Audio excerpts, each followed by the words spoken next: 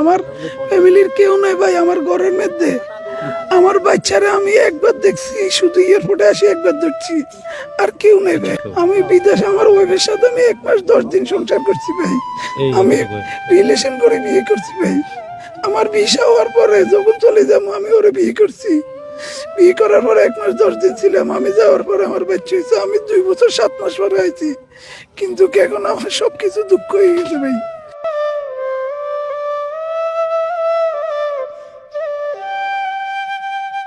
ছোট একটা জানালা ছিল, আমি বাইরেছি, বাইরানোর পর আমি আমার মারে টান দিতেছি।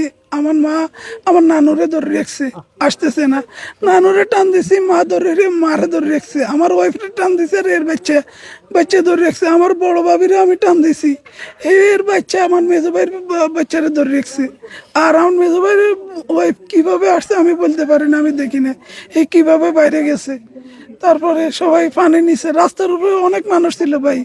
আমি ফা ধরছি, আসেন ভাই একটু নামেন, নামি একটু ধরেন। কেউ আসে নাই ভাই, কেউ আসে নাই। দুই আসো সবকিছু ফ্রেশ করে আসে, কেন বাথরুম আছে, বলতেছে না লাগবে না। আমি নিজে গাড়ির থেকে নামি ওরে বলতেছি চা খাইবে না কফি খাইবে, ও বলতেছে কফি খাবো। আমি কফি নিয়ে দিছি, বাদাম নিছে একটা, পানি দিয়ে বলতেছি এটা দিয়ে মুখে ধুয়ে নাও। এই পানি দিয়ে মুখে ধুয়ে না, এর উপরে বলতেছে আস্তে আস্তে।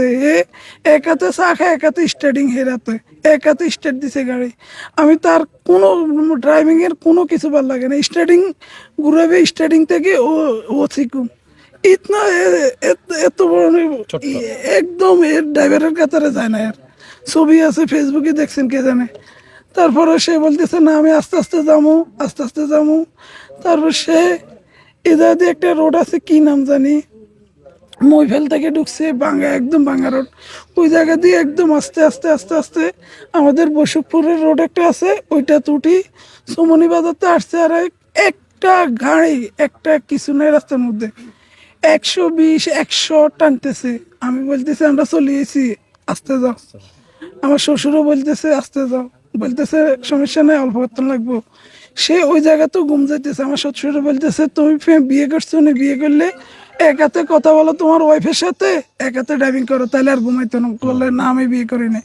তাহলে তোমার মারে ফোন দাও। আমার শ্বশুর মার সাথে কথা বলো, কয় না, কয় এরা কেউ যাগো না। কয় তাহলে তোর বন্ধু বান্ধব যাগো না, বন্ধু বান্ধবের সাথে কথা বলো। কয় কে লাগবো না, আমি চলে যাবো, আমি চলে যাবো।